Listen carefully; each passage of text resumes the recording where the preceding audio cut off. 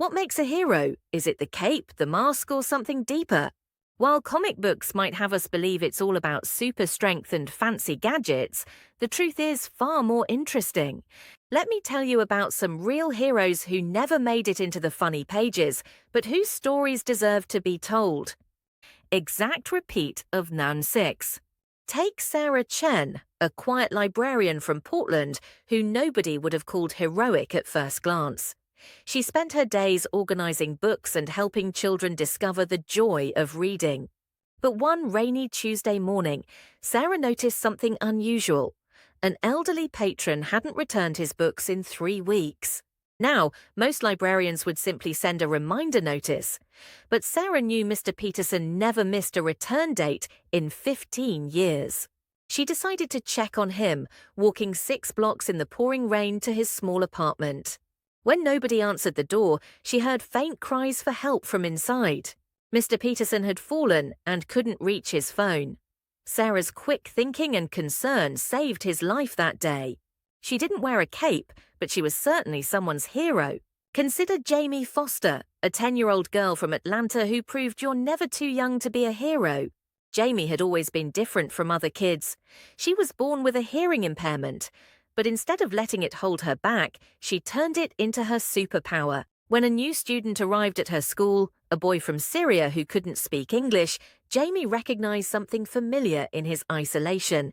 Using the same determination she'd applied to learning sign language, Jamie began creating simple picture cards to help him communicate. Soon she was teaching other students her method. By the end of the year, her Friend Finder cards were being used in schools across the district to help foreign students feel less alone. Her superpower? Empathy. Let me tell you about David Walsh, a retired mechanic from Detroit who discovered his calling in an unexpected way. One day, while fixing his grandson's bicycle, he overheard neighborhood kids talking about how they couldn't afford bikes of their own. That conversation changed everything.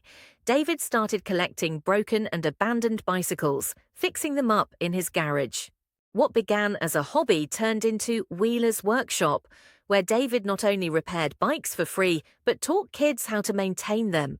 He created a bike-sharing program in a neighborhood where many families couldn't afford cars.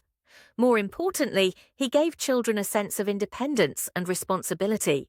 His garage became a classroom, a community center, and a place where kids could dream bigger.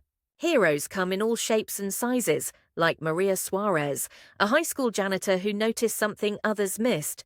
Every day she found half-eaten lunches in the trash. Meanwhile, she knew some students never ate at all.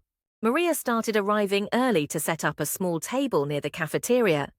"Share what you can, take what you need," read her handwritten sign in both English and Spanish. Students began leaving their extra food there instead of throwing it away. Those who needed it could take it without shame. Maria had created a simple solution to a complex problem, all while mopping floors and cleaning windows. No super speed required, just a super heart. Remember Peter O'Malley, the bus driver who memorized every passenger's name on his route? He noticed when the usually chatty Mrs. Thompson was quiet one morning. His concern led to discovering she was having a stroke. Or think about Keisha Williams, the 9-year-old who started a grandparent pen pal program during the pandemic, connecting lonely seniors with students who wanted to practice writing. These stories might not seem as exciting as battles with supervillains or saving the world from alien invasions. But they remind us that heroism isn't about having extraordinary powers. It's about using whatever powers we have in extraordinary ways. It's about seeing a need and filling it, noticing pain and trying to heal it, recognizing loneliness and reaching out to end it. The truth is, heroes don't wear their hearts on their sleeves, they wear them in their actions. They're the people who show up when others leave, who stay calm when others panic, who give when others take.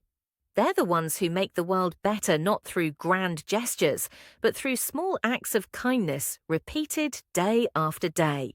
So next time you're wondering where all the heroes have gone, look around. They're serving coffee at your local diner, teaching your children to read, driving your bus, or living next door. They're the people who believe that ordinary moments can lead to extraordinary changes.